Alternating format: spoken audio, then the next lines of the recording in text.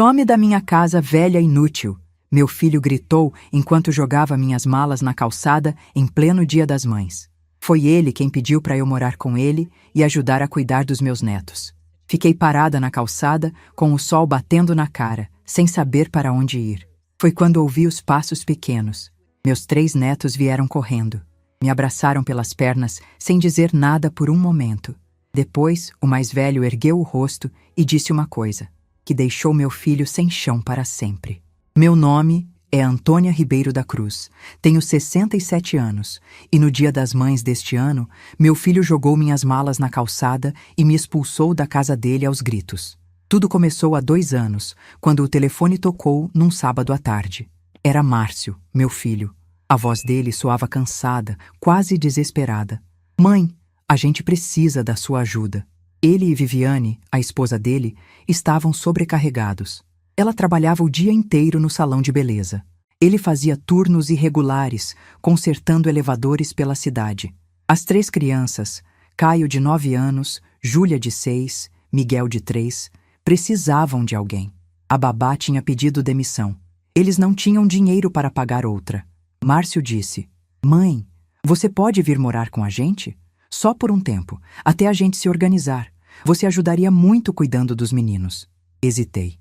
Eu morava sozinha no meu apartamento no Jardim Peri, desde que meu marido tinha falecido, 5 anos antes. Tinha minha rotina.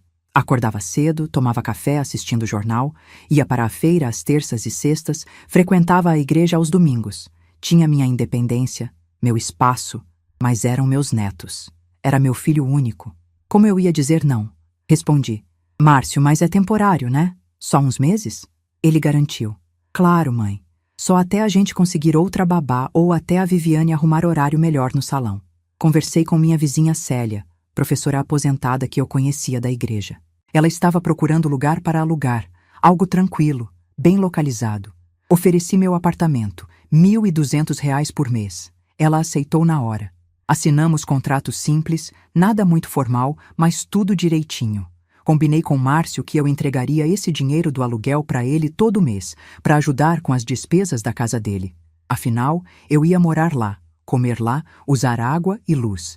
Era justo contribuir. Arrumei minhas coisas em 3 malas. Roupas, sapatos, meus remédios de pressão, a Bíblia que minha mãe tinha me dado, algumas fotos do meu marido. Márcio veio me buscar numa manhã de sábado. Colocou as malas no porta-malas do carro. Fomos embora. Olhei pela janela enquanto a gente se afastava do Jardim Peri. Senti um aperto no peito, mas ignorei. Achei que era bobeira. Achei que ia voltar logo. Cheguei na casa deles numa tarde quente de novembro. Era uma casa alugada, 3 quartos, num bairro residencial da Zona Norte. Nada luxuoso, mas arrumadinho. Viviane me recebeu com um sorriso.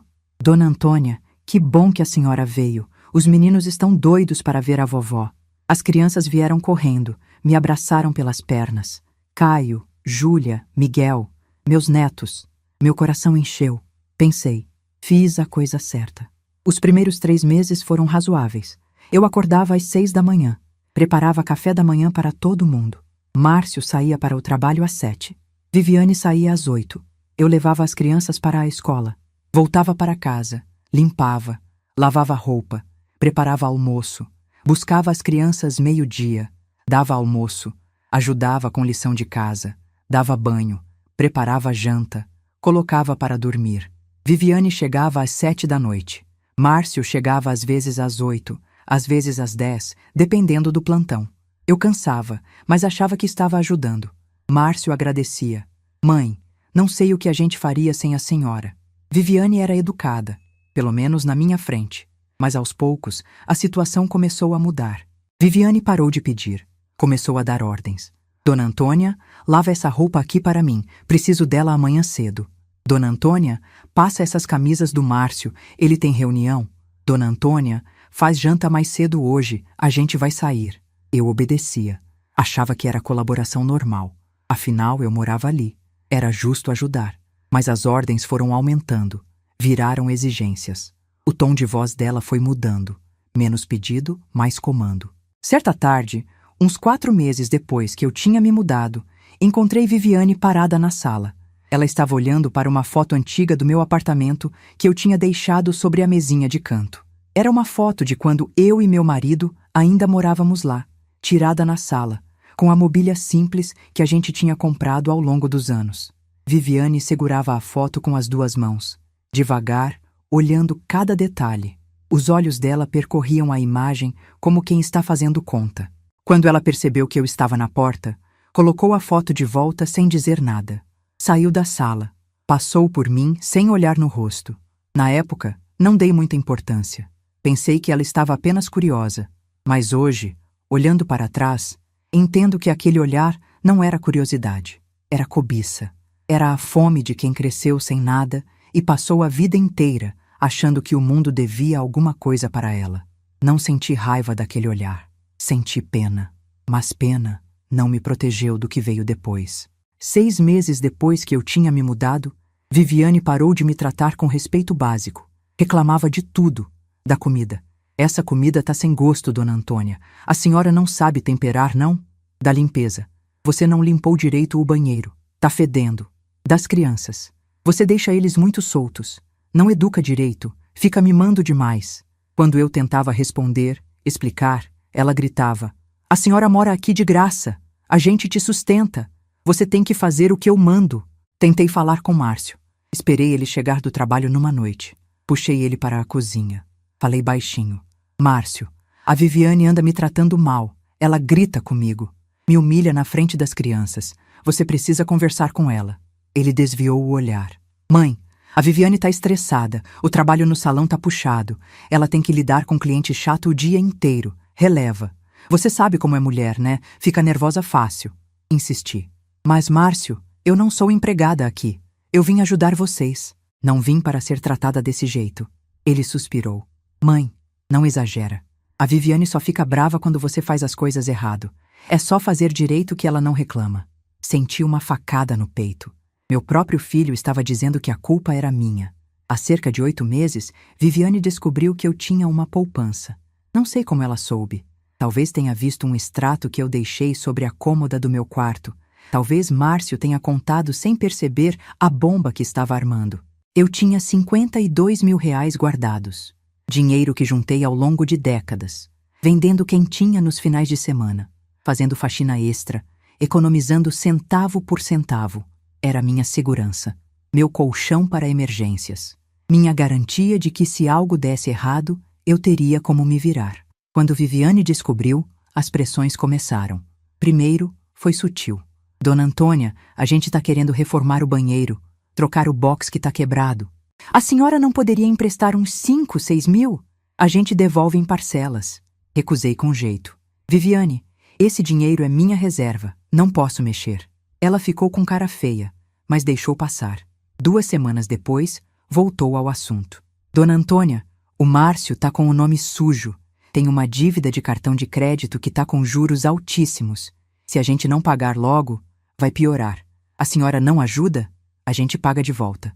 Recusei de novo. Viviane, sinto muito, mas não posso. Ela bateu a porta na minha cara.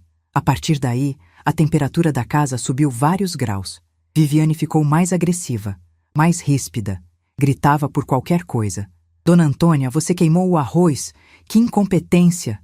Dona Antônia, você deixou as crianças sujarem o sofá. Você não presta atenção, não? E quando eu tentava me defender, ela vinha com: a senhora fica aí sentada em cima de 50 mil reais enquanto a gente passa aperto. Que tipo de mãe faz isso? Márcio não me defendia. Pelo contrário, começou a concordar com ela. Mãe, a Viviane tem razão. A gente tá passando dificuldade. A senhora podia ajudar. Respondi. Márcio, eu já ajudo. Eu entrego 1.200 reais do aluguel do meu apartamento todo mês. Eu cuido das suas crianças de graça. Eu cozinho, lavo, passo, limpo essa casa inteira. O que mais vocês querem de mim? Ele desviou o olhar. Mãe, isso é obrigação sua. Você mora aqui. Tem que contribuir. Num sábado de tarde, há cerca de 7 meses, as crianças estavam brincando na rua. Márcio tinha saído para o mercado. Eu estava na cozinha lavando louça. Viviane chegou, fechou a porta. Veio até mim. O rosto dela estava vermelho. Os olhos brilhavam de raiva. Ela falou baixo, mas com veneno. Dona Antônia, a senhora é egoísta. A senhora fica sentada em cima desse dinheiro enquanto a gente se mata trabalhando. A gente te acolheu aqui, te deu teto, te deu comida. E a senhora não quer ajudar quando a gente precisa. Que tipo de mãe é a senhora? Tentei responder. Viviane, esse dinheiro é meu. Eu trabalhei 32 anos para juntar. Não posso simplesmente dar porque você quer. Ela deu um passo para frente. Ergueu a mão. Ficamos assim por um segundo que pareceu muito mais longo. Ela com a mão no ar, os dedos fechados em punho. Eu encostada na pia, segurando a esponja de louça, sem conseguir me mexer. Olhei nos olhos dela. Vi algo que me assustou. Não era só raiva. Era ódio. Ódio de verdade. Então ela abaixou o braço. Virou as costas. Saiu da cozinha sem dizer mais nada. Fiquei parada ali, tremendo. Não contei para ninguém. Nem para Márcio. Tive medo. Medo de que se eu contasse, ele não acreditasse. Ou pior, que acreditasse e ficasse do lado dela mesmo assim. Passei uma semana dormindo mal. Acordava de madrugada com o barulho de passos no corredor, achando que ela ia entrar no meu quarto. Mas continuei ali, porque tinha medo de sair. Porque eram meus netos, porque era meu filho. Há 6 meses, a situação piorou de outra forma. Viviane começou a me acordar de madrugada. Batia na porta do meu quarto às 2, 3 da manhã. Dona Antônia, levanta. O Miguel acordou com fome. Esquenta leite para ele. Eu levantava. Ia para a cozinha. Esquentava o leite. Levava para o Miguel. Voltava para a cama. Demorava 1 hora para pegar no sono de novo. Na noite seguinte, ela fazia de novo. Dona Antônia, vai lá fora buscar a roupa do varal que eu esqueci. Vai chover. Eu ia. Buscava a roupa. Dobrava. Guardava. Voltava para o quarto às 4 da manhã. Caio, meu neto mais velho, via tudo. Ele tinha 10 anos na época. Criança observadora, esperta. Um dia, ele me encontrou na cozinha. Olhou para mim com aqueles olhos sérios demais para a idade. Vovó, por que você deixa minha mãe te tratar mal? Senti um nó na garganta. Porque eu amo vocês, meu filho. E enquanto eu estiver aqui, eu posso cuidar de vocês. Se eu for embora, quem vai cuidar? Ele ficou quieto. Depois disse, mas a vovó não merece ser tratada assim. Abracei ele. Chorei escondido. Há 3 meses, Márcio começou a me cobrar o apartamento. Foi numa noite de domingo. A gente estava na sala. As crianças já tinham dormido. Viviane estava ao lado dele no sofá. Ele começou. Mãe, eu estava pensando aqui. A senhora não acha que seria melhor vender o apartamento? A gente divide o dinheiro. A senhora fica com metade. Eu fico com metade.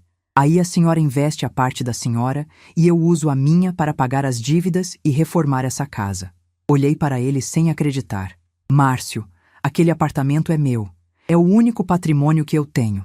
É minha segurança. Se eu vender, eu fico sem nada. Viviane interveio. Mas, Dona Antônia, a senhora vai herdar para o Márcio mesmo quando morrer. Ele é filho único. Então qual a diferença? Vende logo agora que a gente está precisando. Senti raiva subir. A diferença é que eu ainda estou viva. E enquanto eu estiver viva, aquele apartamento é meu. Eu decido o que fazer com ele. E não vou vender. Márcio ficou irritado. Mãe, a senhora está sendo egoísta. A gente te acolheu aqui, a gente te sustenta. E a senhora não quer ajudar quando a gente precisa. Levantei. Márcio, eu não estou sendo sustentada. Eu entrego R$ 1.200 por mês do aluguel do meu apartamento para vocês. Eu trabalho nessa casa de sol a sol. Eu cuido dos seus filhos. Eu cozinho, lavo, passo, limpo. Não venha me dizer que vocês me sustentam. Saí da sala. Fui para o meu quarto. Tranquei a porta. Chorei até dormir. A partir daquele dia, a pressão aumentou. Toda semana o assunto voltava. Márcio insistia. Viviane insistia. Vende o apartamento. Empresta dinheiro da poupança. Ajuda a gente. Eu recusava. E a cada recusa, eles ficavam mais agressivos. Viviane parou de falar comigo. Quando precisava de alguma coisa, mandava recado através das crianças. Caio, fala para sua avó fazer janta mais cedo hoje. Márcio parou de me cumprimentar. Chegava do trabalho, ia direto para o quarto. Não me olhava nos olhos. Há 1 mês, Viviane explodiu. Foi numa tarde de terça. Eu estava estendendo roupa no varal do quintal. Ela chegou por trás. Dona Antônia, a gente precisa conversar. Virei. Ela estava com os braços cruzados. A voz saiu dura. A gente não aguenta mais. A senhora é egoísta. A gente te acolheu aqui, te deu teto, te deu comida, te sustenta. E a senhora não quer ajudar a gente quando a gente precisa. Fica aí segurando esse dinheiro, guardando esse apartamento, como se a gente fosse inimigo. Que tipo de mãe é a senhora? Respondi tremendo. Viviane, eu trabalho nessa casa. Eu cuido dos seus filhos. Eu entrego dinheiro todo mês. Não é justo você falar que eu não ajudo. Ela veio para cima de mim. Justo? Sabe o que não é justo? É a senhora ter um apartamento quitado, ter 50 mil na poupança e ver o filho da senhora passando dificuldade sem mover um dedo para ajudar. A senhora é uma mãe horrível. Senti algo quebrar dentro de mim naquele momento. Não era raiva, era cansaço. Cansaço de tentar, cansaço de aguentar, cansaço de ser humilhada todo dia. Mas não respondi. Apenas voltei a estender a roupa. Viviane ficou parada ali por alguns segundos. Depois, entrou para dentro de casa batendo a porta. E então, chegou o Dia das Mães. Domingo, dia 13 de maio. Acordei cedo como sempre. Desci para a cozinha às 6 da manhã. Preparei café, fiz pão na chapa, coloquei a mesa, peguei umas flores do quintal da vizinha, com permissão dela, que sempre me deixava pegar, e coloquei num copo com água no centro da mesa. Achei que talvez Márcio e as crianças fossem me dar um abraço. Um feliz Dia das Mães. Um cartão. Alguma coisa. Viviane desceu às 8. Olhou para a mesa. Pegou uma xícara de café. Subiu de novo sem falar comigo. Márcio desceu às 9. Comeu pão rápido. Bebeu café em pé. Mãe, eu tenho plantão hoje. Emergência. Vou sair. Saiu sem me abraçar. Sem me dar parabéns. Sem nada. As crianças desceram às 10. Caio veio com um cartão que ele tinha feito na escola. Tinha desenho de coração e os dizeres: Feliz Dia das Mães, vovó. Te amo. Júlia me deu um desenho dela. Era eu e ela de mãos dadas. Miguel me deu um beijo molhado na bochecha. Chorei. Abracei os três. Obrigada, meus amores. A vovó ama vocês. Foram os únicos que lembraram. Passei a manhã com eles. A gente assistiu televisão. Brincou. Eu fiz almoço. Macarrão com molho. Eles adoram. A gente comeu junto. Depois eles foram brincar no quintal. Fiquei na cozinha, lavando louça. Às 3 da tarde, Márcio chegou. Viviane desceu. Os dois foram para a cozinha. Começaram a discutir em voz baixa. Eu conseguia ouvir murmúrios, mas não entendia as palavras. De repente, Márcio entrou na sala. O rosto estava vermelho, as veias do pescoço saltadas. Ele veio até mim. Mãe, a gente precisa conversar. Agora. Levantei. Meu coração já estava acelerado. Senti que algo muito ruim estava para acontecer. Fomos para o quintal. Viviane veio junto. Fechou a porta. Márcio respirou fundo. Depois soltou. Mãe, a gente decidiu. A senhora não pode mais morar aqui. Senti o chão desaparecer debaixo dos meus pés. Como assim, Márcio? Viviane cruzou os braços. A gente não aguenta mais sustentar a senhora. A gente precisa de espaço. A gente precisa de privacidade. A senhora vai ter que voltar para o apartamento da senhora. Tentei processar. Mas o apartamento está alugado. A Célia mora lá. Márcio foi frio. Duro. Então despeja ela. Ou vai morar em outro lugar. Mas aqui não dá mais. Antes de eu contar o que aconteceu depois, eu quero saber de vocês.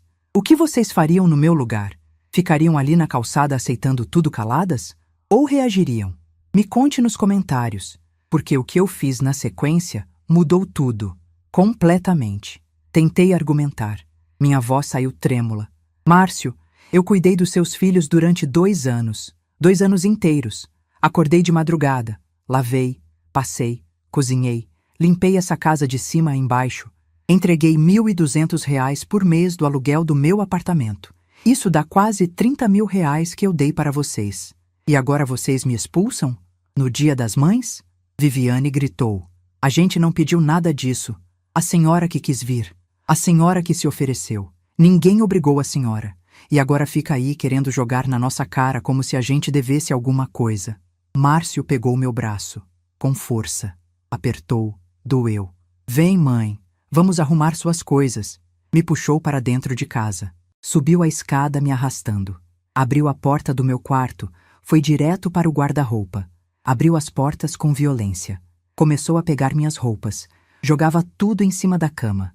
Pegou 2 malas velhas que estavam em cima do armário. Abriu.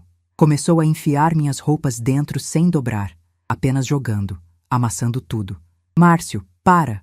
O que você tá fazendo? Ele não respondeu. Continuou jogando. Pegou meus sapatos. Jogou dentro da mala. Pegou meus remédios da cômoda. Jogou. Pegou minha Bíblia. Jogou. Pegou as fotos do meu marido. Jogou. Tentei segurá-lo. Márcio, pelo amor de Deus, para com isso. Ele me empurrou. Não foi forte, mas foi o suficiente para eu perder o equilíbrio e sentar na cama.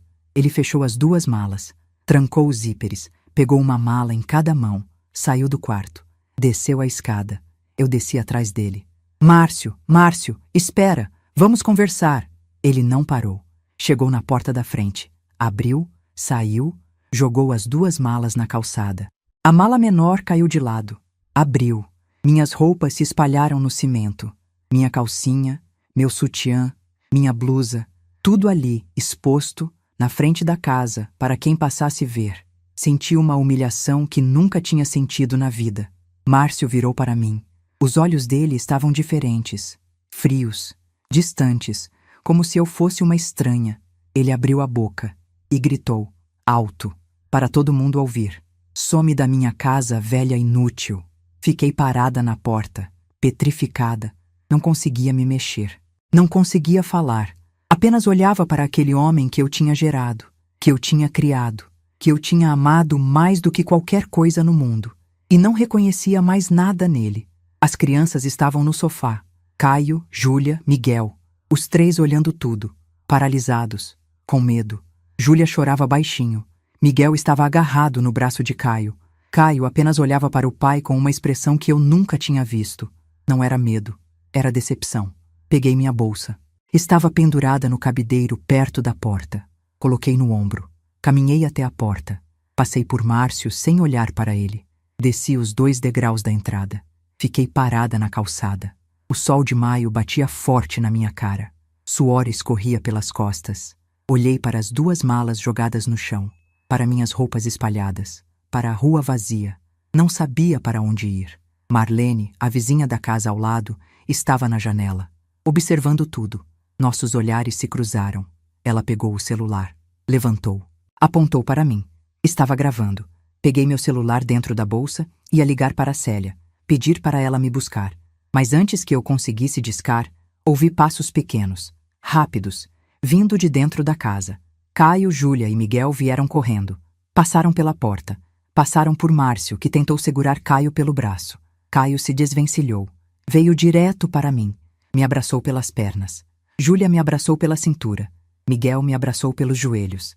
Ficamos assim, os 4, no meio da calçada, debaixo do sol, com Márcio parado na porta olhando. Júlia chorava. Miguel chorava. Caio não chorava, mas segurava minhas pernas com força, como se achasse que alguém fosse me arrancar dali. Depois de alguns segundos, ele soltou, ergueu o rosto, olhou para mim, depois virou para o pai e falou, com voz firme, clara, alta o suficiente para Marlene ouvir, para Viviane ouvir, para todo mundo ouvir. Pai, se a vovó vai embora, eu vou junto, e a Júlia e o Miguel também. A gente não fica numa casa onde tratam a vovó como lixo.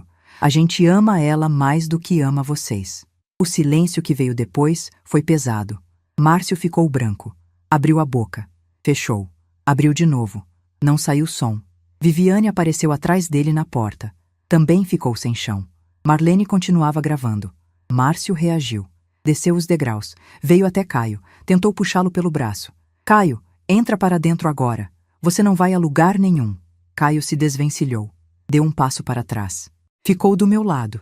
Não, eu vou com a vovó. Júlia e Miguel repetiram em coro, com as vozes finas de criança. Eu também, eu também. Viviane explodiu. Vocês não vão a lugar nenhum. Vocês são crianças. Vocês obedecem o que a gente manda. Entra para dentro agora. Caio olhou para a mãe. E o olhar dele foi de um desprezo que eu nunca tinha visto em criança de 11 anos. A senhora maltrata a vovó todo dia. A gente vê, a gente ouve, a gente não aguenta mais. Se ela vai embora, a gente vai junto. Marlene saiu de casa. Veio até a calçada. Era uma senhora de uns 60 e poucos anos, aposentada. Morava sozinha na casa ao lado.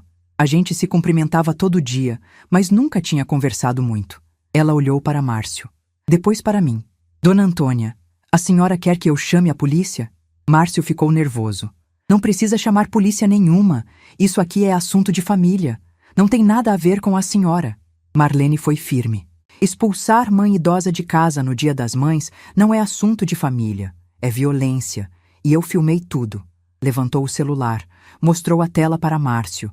Ele ficou pálido. Viviane mudou de estratégia. Desceu os degraus. Veio até mim. A voz saiu melosa. Falsa. Dona Antônia, a gente não quis ser grosso. A gente só acha que seria melhor para a senhora voltar para o apartamento da senhora. Ter o espaço da senhora. A independência da senhora. A senhora entende, né? Olhei para ela. Senti nojo. Viviane, vocês me jogaram na rua, com 2 malas, no Dia das Mães. Não tenta disfarçar agora. Ela insistiu. Colocou a mão no meu ombro.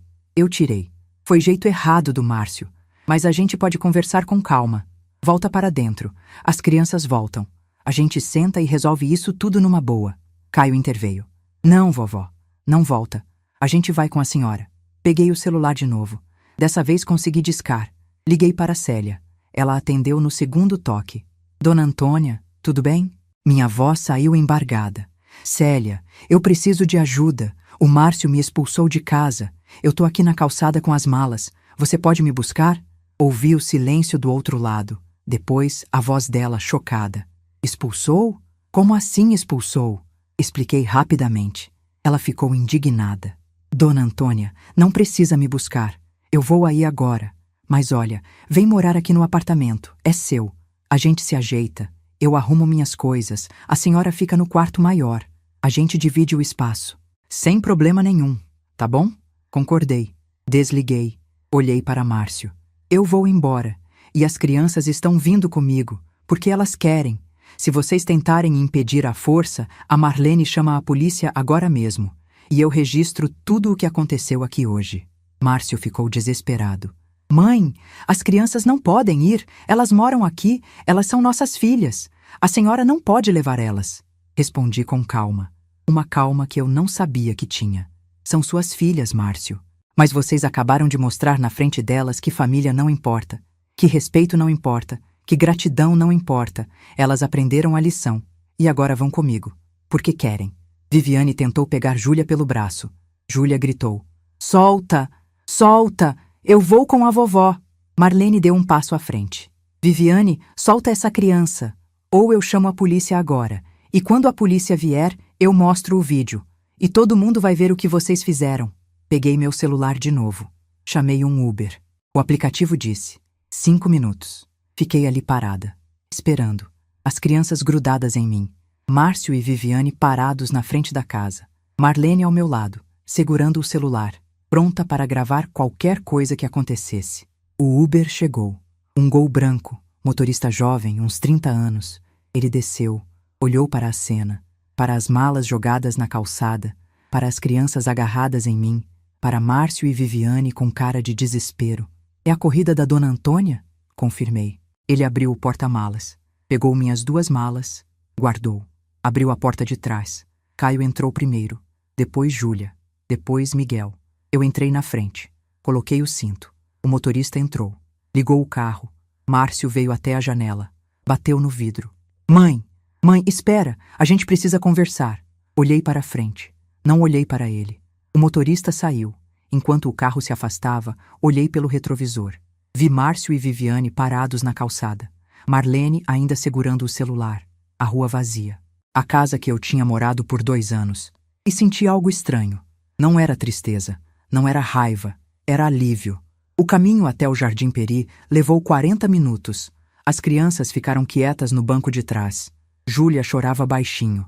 Miguel tinha caído no sono, encostado no ombro de Caio. Caio olhava pela janela. Sem falar nada. Apenas olhando. Chegamos no meu prédio. Célia estava esperando na porta. Quando me viu, veio correndo. Me abraçou. Dona Antônia, meu Deus, eu não acredito no que eles fizeram com a senhora. Chorei no ombro dela. Ela me segurou. Depois se afastou. Limpou minhas lágrimas com a mão. Vem, vamos subir. As crianças precisam comer alguma coisa e a senhora precisa descansar. Subimos. 3º andar. Apartamento 305. Célia abriu a porta. Entramos. O apartamento estava do jeito que eu tinha deixado 2 anos antes. Mesma mobília, mesmo cheiro, mesma sensação de lar. Caio, Júlia e Miguel olharam em volta, curiosos. É aqui que a vovó morava antes? Confirmei. É aqui. E agora é aqui que a gente vai morar de novo. Célia preparou o lanche. Pão com manteiga, leite com chocolate. As crianças comeram, tomaram banho. Célia emprestou roupas dela para eles vestirem, enquanto eu lavava as roupas deles que tinham vindo nas malas. Arrumou cama no quarto menor para os 3 dormirem juntos. Colocou o colchonete no chão. Improvisou. À noite, depois que as crianças dormiram, sentei com Célia na cozinha. Ela fez chá. A gente tomou em silêncio por alguns minutos. Depois ela disse: Dona Antônia, a senhora fez a coisa certa e eu vou te ajudar no que precisar. Amanhã mesmo a gente procura um advogado. Porque o que seu filho fez não pode ficar assim. Concordei, mas estava exausta demais para pensar em processo. Apenas queria dormir. Fui para o quarto, meu quarto. Deitei na minha cama, fechei os olhos. E dormi pela primeira vez em 2 anos, sem medo de ser acordada de madrugada para fazer alguma coisa. No dia seguinte, segunda-feira, acordei às 7. Fiz café. As crianças acordaram. Tomaram café. Levei elas para a escola. Voltei. Célia já estava esperando. Dona Antônia, eu liguei para a Defensoria Pública. Consegui agendar atendimento para hoje às 2 da tarde. A gente vai. Fomos. Defensoria Pública do Estado de São Paulo. Prédio antigo no centro. Fila grande, espera longa. Mas finalmente fomos chamadas.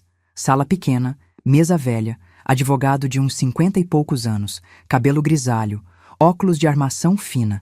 Ele se apresentou. Meu nome é Dr. Estevão Cardoso. Sou advogado de família e direito sucessório.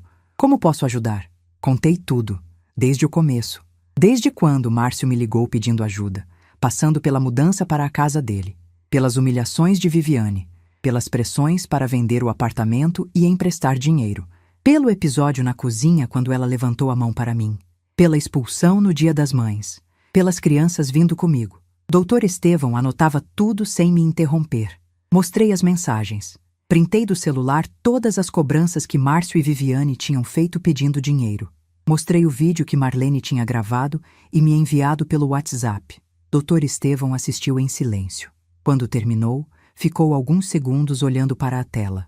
Depois levantou o rosto.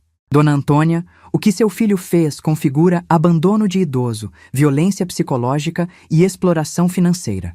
A senhora entregou o aluguel do seu apartamento para ele mensalmente. R$ 1.200 durante 2 anos. Isso dá R$ 28.800. A senhora trabalhou como empregada doméstica não remunerada na casa dele. Cuidou dos filhos dele e sofreu ameaça física da nora. Isso tem peso jurídico e a gente vai agir. Ele explicou o procedimento. Ia preparar 3 coisas ao mesmo tempo. Primeiro, ação de indenização por danos morais e materiais com pedido de tutela de urgência. A tutela ia pedir que o juiz proibisse Márcio e Viviane de me assediar, ameaçar ou coagir enquanto o processo corresse. Segundo, notificação formal ao Conselho Tutelar sobre o ambiente familiar e o sofrimento das crianças. Terceiro, termo de declaração de Marlene, com o vídeo anexado como prova documental. Ia protocolar tudo na segunda-feira. Perguntei quanto ia custar. Ele respondeu que nada. Defensoria Pública é gratuita para quem não tem condições de pagar advogado particular. Chorei de alívio. Assinei os papéis. Ele pediu cópias dos meus documentos, cópias do contrato de aluguel do apartamento, cópias dos comprovantes de transferência que eu fazia para Márcio todo mês. Eu tinha tudo guardado. Sempre fui organizada com documentos. Saímos de lá com esperança, mas também com medo. Porque gente desesperada reage de forma imprevisível. E Márcio e Viviane estavam desesperados. Naquela mesma segunda-feira, Dr. Estevão protocolou tudo. Ação judicial. Notificação ao Conselho Tutelar. Termo de Marlene registrado em cartório. Na terça-feira cedo, o juiz analisou o pedido de tutela de urgência. Leu as provas, viu o vídeo, leu as mensagens, leu o termo de Marlene, deferiu a tutela provisoriamente. Mandou notificar Márcio e Viviane imediatamente. Eles receberam na terça à tarde. Márcio me ligou desesperado. Eram 6 da tarde. Eu estava fazendo janta para as crianças. Atendi. Ele gritava: Mãe, o que a senhora fez? A gente recebeu intimação judicial. Tá dizendo que a gente não pode mais falar com a senhora. E o conselho tutelar ligou aqui dizendo que vai fazer visita na nossa casa. A senhora tá louca? A senhora vai fazer a gente perder os nossos filhos. Respondi com calma. Não, Márcio. Vocês é que vão perder os filhos se continuarem agindo como vocês agem. Eu apenas defendi meu direito. E o direito deles de crescerem num ambiente sem violência. Ele desligou na minha cara. Mas eu sabia que aquilo estava apenas começando, porque gente desesperada e egoísta não aceita perder sem lutar sujo. Na quarta-feira, às 10 da manhã, a campainha do apartamento tocou. Célia foi até o interfone. Quem é? A voz do outro lado respondeu. Sou a Viviane, vim buscar meus filhos. Célia olhou para mim. Fiz sinal de não. Ela falou no interfone. As crianças estão na escola e você não pode levá-las sem autorização judicial. Viviane insistiu. Eu sou mãe delas, eu tenho direito. Célia foi firme. Procure um advogado, resolva pela justiça. Aqui você não entra. 10 minutos depois, Viviane estava batendo na porta do apartamento. Tinha subido pelas escadas de serviço. Alguém do prédio deve ter deixado ela entrar. Batia com força. Dona Antônia, abre essa porta, eu só quero conversar. Não abri. Liguei para doutor Estevão. Ele atendeu rápido. Dona Antônia, não abre a porta. Ela está violando a tutela de urgência. Se ela continuar, liga para a polícia. E me manda mensagem. Vou pedir ao juiz que aplique multa por descumprimento. Desliguei. Viviane continuou batendo por mais 5 minutos. Depois, desistiu. Ouvi os passos dela se afastando pelo corredor. À tarde, fui buscar as crianças na escola. Quando saímos, Viviane estava na calçada em frente, esperando. Veio até nós. Caio, Júlia, Miguel, vem com a mamãe, vamos para casa. As crianças se encolheram atrás de mim. Caio segurou minha mão. A gente não quer ir. Viviane tentou pegar Júlia pelo braço. Eu bloqueei. Viviane, você está violando uma ordem judicial. Se você não sair agora, eu vou chamar a polícia. Ela recuou. Mas antes de ir embora, olhou para mim com ódio. Isso não vai ficar assim, dona Antônia. Você vai ver. Na quinta-feira, Márcio apareceu. Com o advogado, bateram na porta do apartamento. Atendi pelo interfone. Márcio disse, mãe, eu vim com meu advogado. A gente precisa falar com a senhora. Avisei doutor Estevão por mensagem. Ele respondeu que já estava a caminho. Pedi para eles esperarem. 15 minutos depois, doutor Estevão chegou. Subiu. Abri a porta. Márcio estava com um homem de terno. Uns 40 anos. Cara de poucos amigos. Ele se apresentou. Doutor Reinaldo, advogado do senhor Márcio da Cruz. Vim notificar a senhora de que meu cliente está entrando com ação de busca e apreensão dos filhos menores. A senhora está retendo as crianças ilegalmente. Elas devem ser devolvidas imediatamente à residência dos genitores. Doutor Estevão respondeu com calma.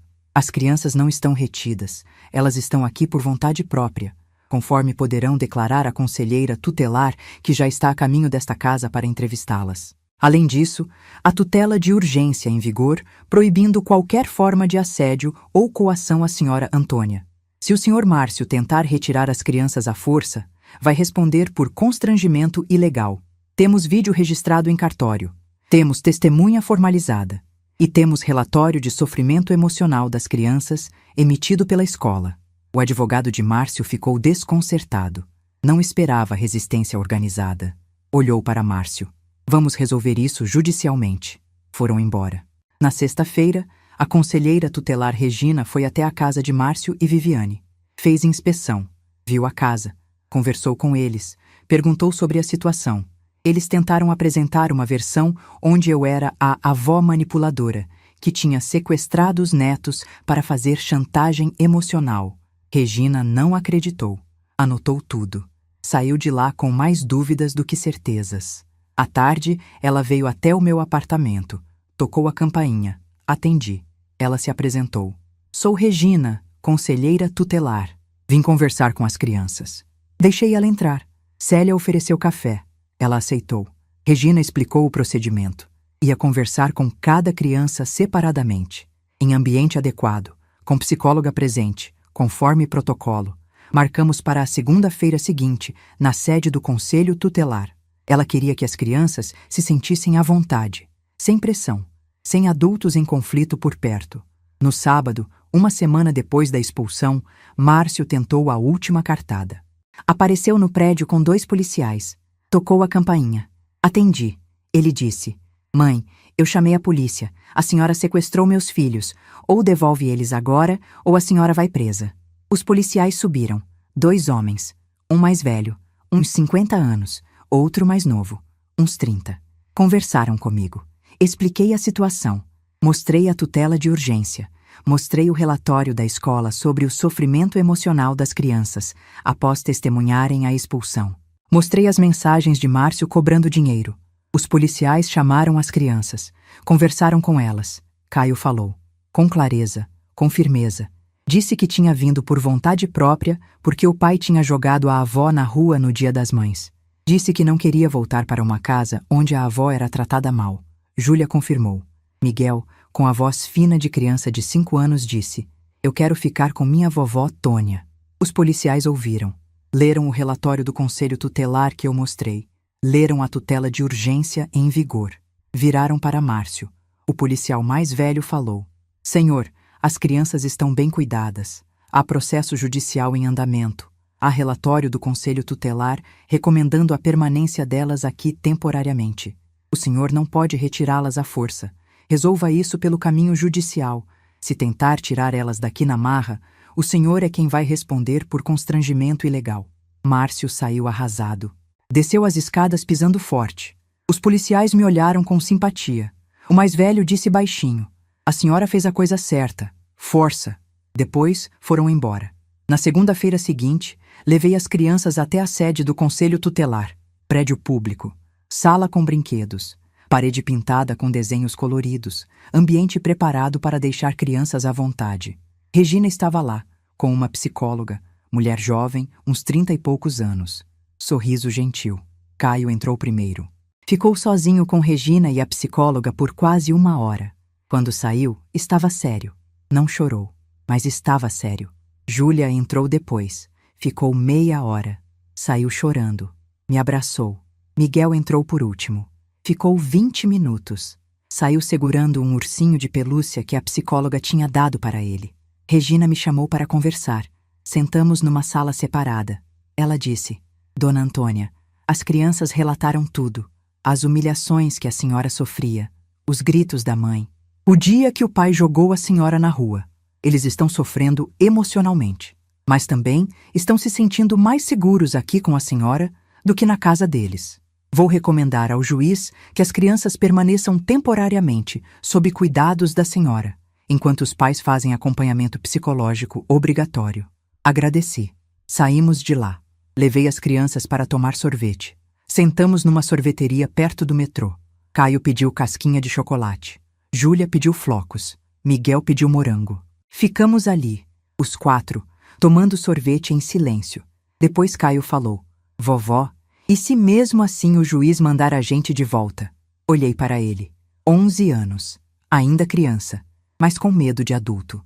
"A gente fez a coisa certa, Caio.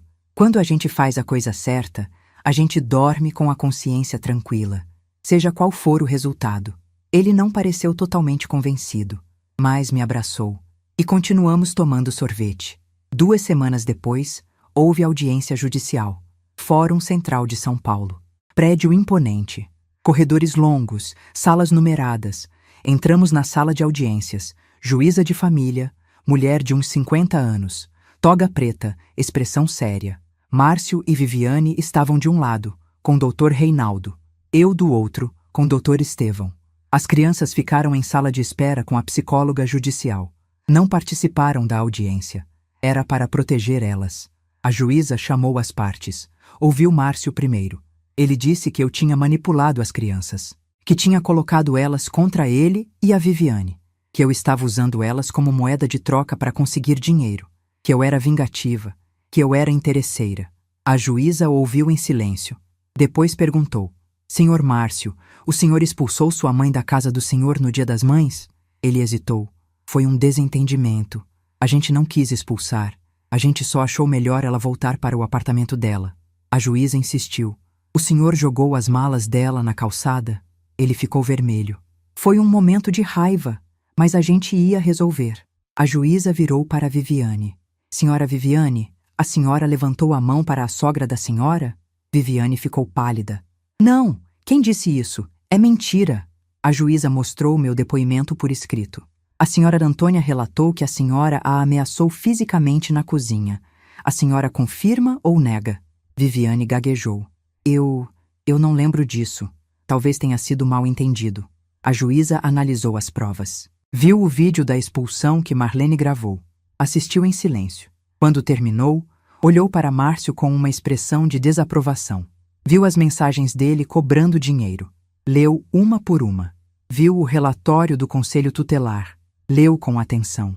Viu o laudo psicológico das crianças feito pela psicóloga que as entrevistou. Leu cada página. Depois de 1h30 de audiência, a juíza saiu para deliberar. Voltou 15 minutos depois. Sentou. Pegou um papel. Começou a ler a decisão. Vistos os autos. Analisadas as provas. Ouvidas as partes. Defiro guarda provisória aos genitores, Márcio da Cruz e Viviane Soares da Cruz, com residência temporária das crianças na casa da avó paterna, Antônia Ribeiro da Cruz, pelo período de 90 dias.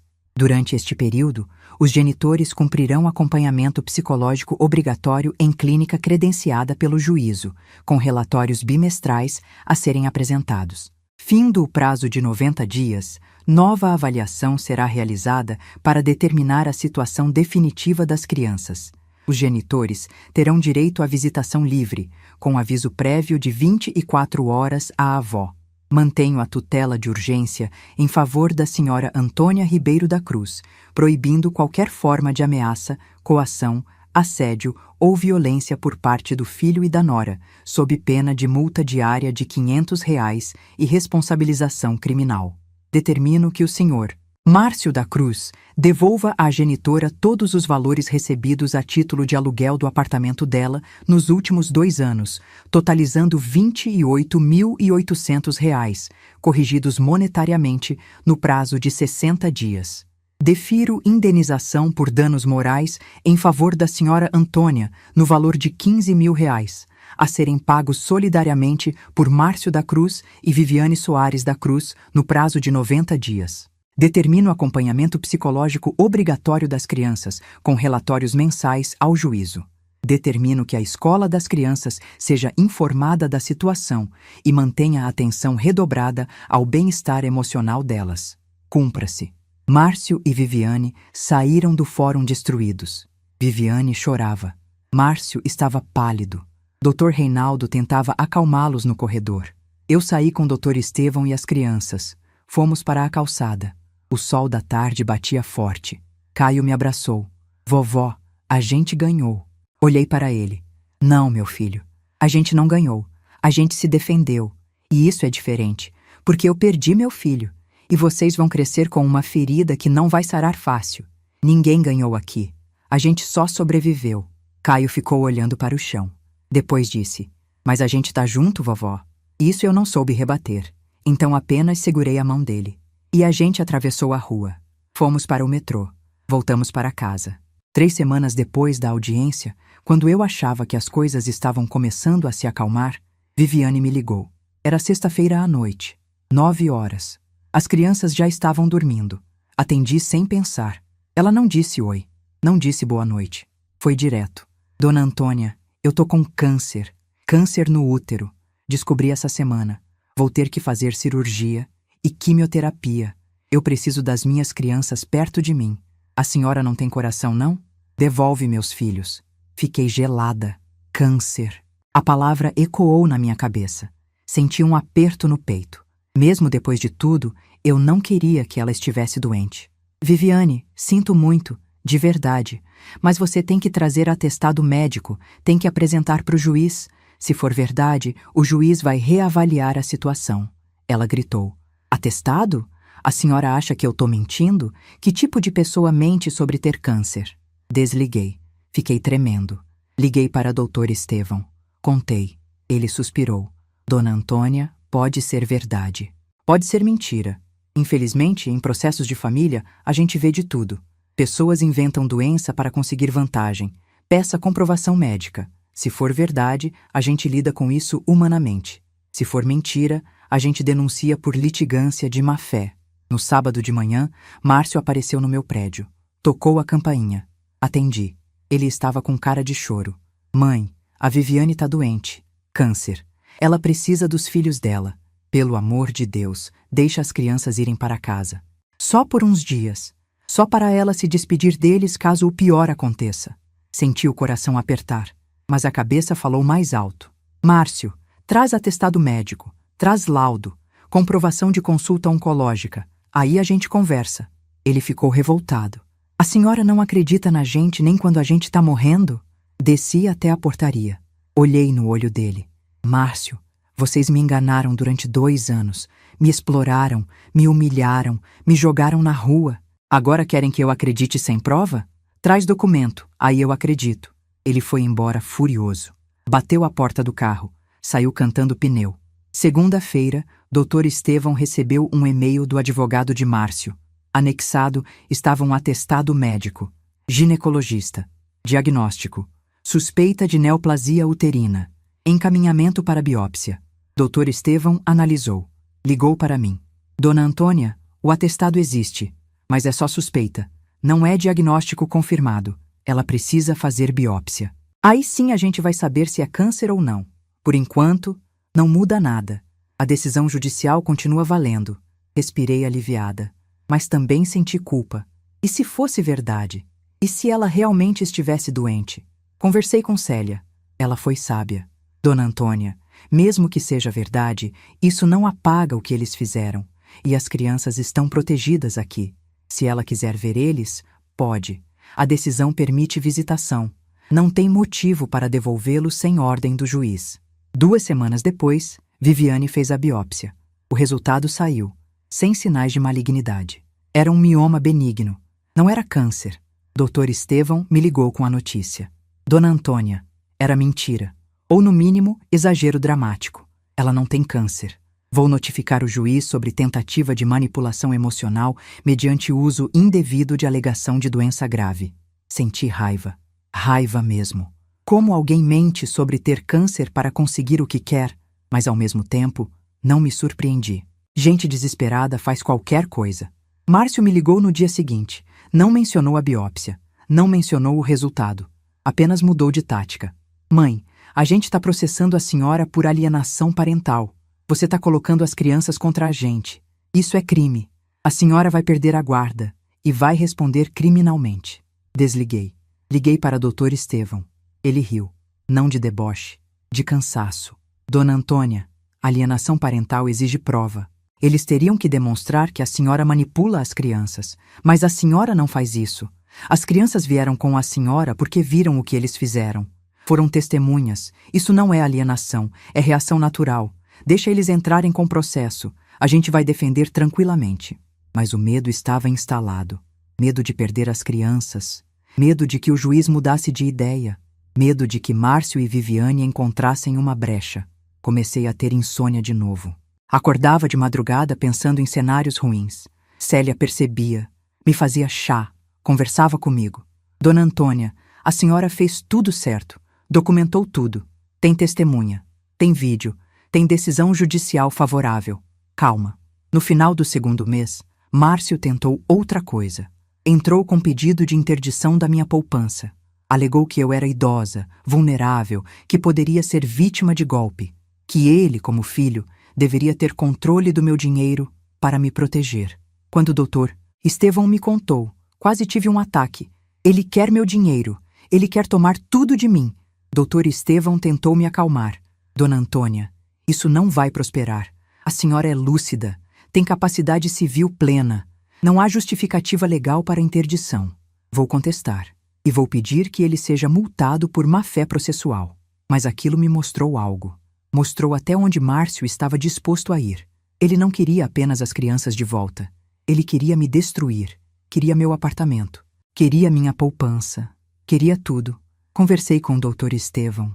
Eu preciso me proteger. O que eu faço? Ele pensou. A senhora pode fazer testamento. Deixar o apartamento e a poupança para quem a senhora quiser. Assim, mesmo que algo aconteça, seu patrimônio vai para quem a senhora escolher, não automaticamente para ele. Marcamos. Fomos ao cartório. Fiz meu testamento. Deixei o apartamento para Caio, Júlia e Miguel, em partes iguais, quando completassem 18 anos. Até lá, ficaria sob a administração de Célia, como tutora nomeada por mim. A poupança também. Dr. Estevão incluiu uma cláusula que explicava o motivo. Deixo meus bens aos meus netos, e não ao meu filho Márcio da Cruz, porque ele me explorou financeiramente, me humilhou emocionalmente e me expulsou de sua casa no Dia das Mães, conforme processo judicial número tal, tramitando na vara de família tal. Esta decisão é consciente, livre e fundamentada. Assinei, registrei. Saí de lá mais tranquila. Pelo menos meu patrimônio estava protegido, mas a guerra não tinha acabado. Márcio descobriu sobre o testamento. Não sei como. Talvez alguém do cartório tenha comentado. Ele me ligou gritando: "A senhora me tirou da herança. A senhora é minha mãe. Eu tenho direito." Respondi com calma: "Márcio, você tem direito à legítima. 50% dos meus bens são seus por lei, mas os outros 50% eu deixo para quem eu quiser. E eu quis deixar para seus filhos, não para você." Ele desligou. Depois mandou mensagem: "A senhora vai se arrepender." Aquela ameaça ficou ecoando na minha cabeça. O que ele ia fazer? Até onde ele ia? Depois da ameaça de Márcio, sentei com o Dr. Estevão no escritório dele. Era uma tarde de setembro, 3 meses desde a expulsão. Ele serviu café. A gente conversou. "Dona Antônia, a gente precisa blindar a senhora de vez, juridicamente e emocionalmente. Vamos fazer o seguinte: vou pedir ao juiz antecipação da decisão definitiva sobre a guarda. Temos relatórios psicológicos das crianças mostrando que elas estão bem adaptadas na casa da senhora. Temos relatórios da escola mostrando melhora no desempenho delas. Temos relatório do Conselho Tutelar recomendando permanência. E temos o histórico de má-fé processual de Márcio, alegação falsa de câncer, tentativa de interdição sem fundamento, ameaças. Isso pesa." Concordei. Assinei os papéis. Ele protocolou o pedido. Enquanto isso, preparei minha casa e minha vida para algo definitivo. Reformei o quarto das crianças. Pintei de azul e rosa. Comprei beliches novos. Comprei estante de livros. Comprei escrivaninha para eles fazerem lição. Transformei aquele espaço num quarto de verdade. Não provisório, permanente. Conversei com Caio, Júlia e Miguel. Expliquei que talvez eles ficassem comigo por mais tempo. Talvez até eles crescerem. Caio perguntou: "E o pai e a mãe?" Respondi: "Vocês vão continuar vendo eles, mas vão morar aqui comigo, se o juiz decidir isso." Caio pensou. Depois disse: "Eu prefiro ficar aqui, vovó. Aqui é mais tranquilo." 4 semanas depois, houve nova audiência. Mesma juíza, mesmo fórum.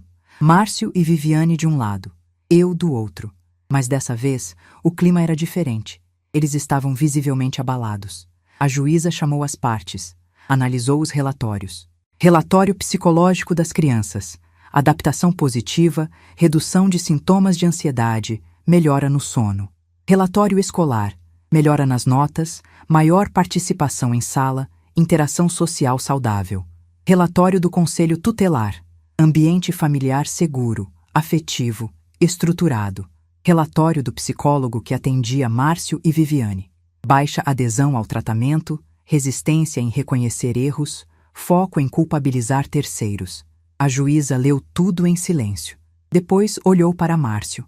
"Senhor, Márcio, o senhor alegou que a mãe do senhor estava alienando as crianças, mas os relatórios mostram o oposto. As crianças estão saudáveis, estão felizes, estão se desenvolvendo bem. O senhor tem algo a declarar?" Márcio tentou argumentar. Disse que queria as crianças de volta, que prometia mudar, que ia tratar a mãe dele melhor, que ia fazer terapia de verdade. A juíza ouviu. Depois perguntou: "Senhor Márcio, o senhor já devolveu o dinheiro do aluguel que recebeu da sua mãe?" Ele ficou vermelho. "Ainda não, meritíssima. A gente está com dificuldade financeira." A juíza continuou: "O senhor já pagou a indenização por danos morais?" Ele abaixou a cabeça. "Também não." A juíza virou para Viviane. "Senhora Viviane, a senhora alegou ter câncer para tentar recuperar a guarda das crianças. O resultado da biópsia foi negativo. A senhora reconhece que isso foi tentativa de manipulação?" Viviane gaguejou. Eu estava desesperada. Achei que podia ser câncer. Não foi mentira proposital." A juíza não pareceu convencida. Depois de ouvir as partes, a juíza saiu para deliberar. Voltou meia hora depois. Sentou, pegou o papel, leu. Vistos os autos, analisados os novos elementos, ouvidas as partes, ratifico a decisão anterior e a torno definitiva. Defiro guarda definitiva das crianças, Caio, Júlia e Miguel, aos genitores Márcio da Cruz e Viviane Soares da Cruz, com residência fixa na casa da avó paterna, Antônia Ribeiro da Cruz, pelo prazo indeterminado, até que as crianças completem 18 anos ou até que haja mudança substancial nas circunstâncias que justifique reavaliação. Os genitores manterão direito de visitação assistida, quinzenal, aos finais de semana, mediante aviso prévio de 48 horas. As visitas serão realizadas na residência da avó ou em local público, sempre na presença dela, até que os genitores demonstrem evolução terapêutica satisfatória. Determino continuidade do acompanhamento psicológico obrigatório dos genitores, com relatórios trimestrais. Mantenho a proibição de qualquer forma de ameaça, coação ou assédio à senhora Antônia. Determino o pagamento imediato dos valores devidos, R$ 28.800 de devolução de aluguel e R$ 15.000 de indenização por danos morais, sob pena de penhora de bens e bloqueio de contas. Cumpra-se. Márcio levantou. Tentou falar. A juíza bateu o martelo. A decisão está proferida. Próximo caso. Ele saiu da sala destroçado. Viviane chorava alto. Gritava: Meus filhos! Meus filhos! Dr. Reinaldo tentava acalmá-la no corredor. Eu saí com o Dr. Estevão. Silenciosa. Não sentia vitória. Sentia alívio e tristeza, porque aquilo significava que meu filho tinha perdido a guarda dos próprios filhos, por culpa dele, mas perdido mesmo assim. Dr. Estevão me levou até uma lanchonete perto do fórum. Pediu café para mim. Sentou do meu lado. Dona Antônia, acabou. A senhora venceu. As crianças estão protegidas. A senhora está protegida. Agora é reconstruir. Chorei.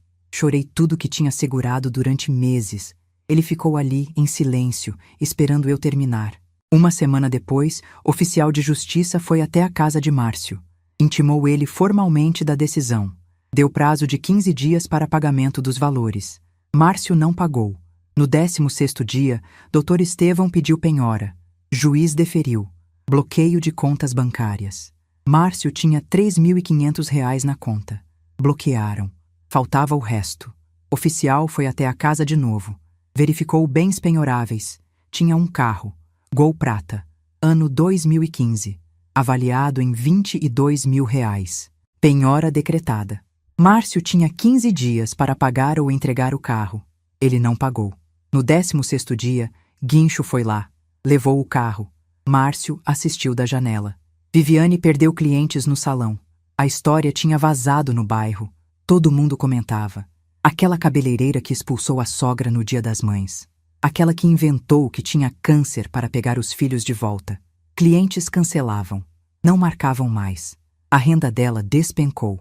De R$ 3.500 por mês para menos de R$ 1.500. Márcio teve surto no trabalho. Foi numa tarde de outubro. Estava consertando um elevador. Algo deu errado. Ele explodiu. Jogou a ferramenta no chão. Quebrou. Gritou com o supervisor. Xingou. Chutou a parede. Colegas tiveram que segurá-lo. Empresa acionou o programa de saúde ocupacional. Afastaram ele por 3 meses. Mandaram fazer acompanhamento psiquiátrico. Ele voltou depois, mas perdeu todas as horas extras. Perdeu confiança dos chefes. A renda dele caiu de 6.000 para 4.000. Eles não conseguiram pagar o aluguel da casa.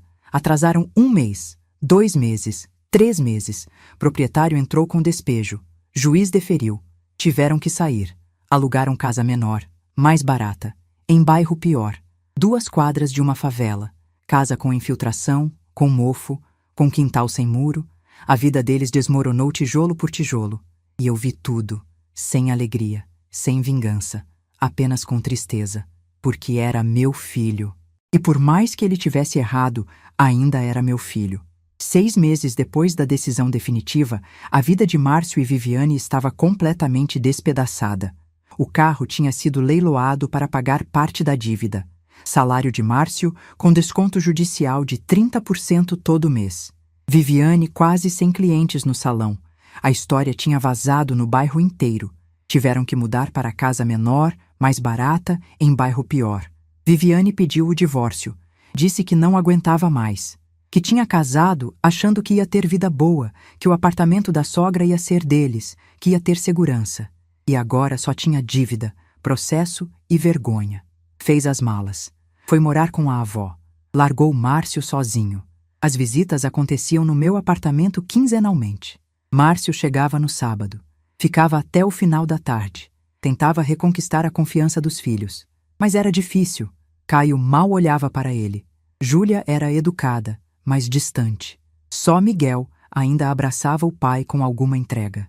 Num sábado de dezembro, quando ia embora, Márcio parou na porta. Mãe, eu posso falar com a senhora? Só um minuto? Saímos para o corredor. Ele respirou fundo. Mãe, eu errei. Eu errei muito. Eu deixei a Viviane me cegar. Eu tratei a senhora mal. Eu expulsei a senhora no Dia das Mães. Eu tentei tomar tudo da senhora e perdi tudo por causa disso. Perdi minha esposa, minha casa, meu carro, meus filhos e perdi a senhora. Eu sinto muito. Olhei para ele. Vi um homem quebrado. Márcio, eu aceito seu pedido de desculpas, mas aceitar não significa esquecer. Você me humilhou, me explorou, me jogou na rua. Você pode visitar seus filhos, mas comigo acabou. A gente vai ter uma relação de respeito básico, mas não de confiança, não de afeto. Isso você destruiu. Ele abaixou a cabeça. Eu entendo, mãe. Virou. Foi embora. 2 semanas depois, recebi uma carta dele. A letra era a mesma da infância. Dizia que estava fazendo terapia de verdade agora. Que sentia falta de quando era criança e eu cuidava dele. Que um dia ia pagar toda a dívida e reconquistar a confiança dos filhos. Dobrei a carta. Guardei na gaveta. Não sei se algum dia vou responder, mas guardei. Minha vida renasceu aos poucos. Célia continua morando comigo. Viramos amigas verdadeiras. Caio, Júlia e Miguel estudam, crescem, brincam. Estão em acompanhamento psicológico. Têm dias bons e ruins, mas estão se recuperando. Voltei a frequentar a igreja. Entrei para o grupo de idosos. Comecei a fazer crochê para vender. Ganho dinheiro extra. Viajei com Célia para a Aparecida do Norte. Rezei. Agradeci por ter tido força. Recebi carta da professora Ana dizendo que Caio tinha mudado, que voltou a sorrir, a ser criança. Chorei de alívio. Caio me disse semana passada: Vovó, quando eu crescer, eu vou ser advogado, para defender gente como você. Respondi: pode ser advogado se quiser, mas não precisa ser para me defender, eu já me defendi.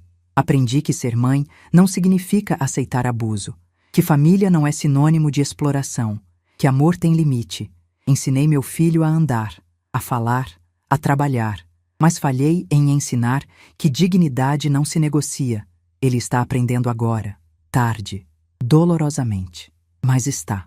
Quando olho no espelho hoje, vejo uma mulher de 68 anos que sobreviveu a tudo e ainda está de pé, mais forte, mais digna, mais inteira. Não preciso de medalha, preciso apenas da minha paz. E essa finalmente conquistei. Quando eu morrer, daqui a muitos anos espero, vou deixar meu apartamento para Caio, Júlia e Miguel, em partes iguais, com a cláusula que explica que o imóvel é fruto de 32 anos de trabalho honesto, que foi protegido com dignidade quando alguém tentou tomar. A maior herança que vou deixar não é o apartamento. É a prova de que uma mulher de 67 anos, sozinha, sem dinheiro no bolso, sem advogado particular, conseguiu se levantar, conseguiu reagir. E conseguiu, no final, ser tratada como gente. Isso ninguém tira de mim, nem do registro do cartório. Se você chegou até aqui, se inscreve no canal e ativa o sininho para não perder as próximas histórias. E clica no vídeo que está passando na tela agora. Você não vai se arrepender.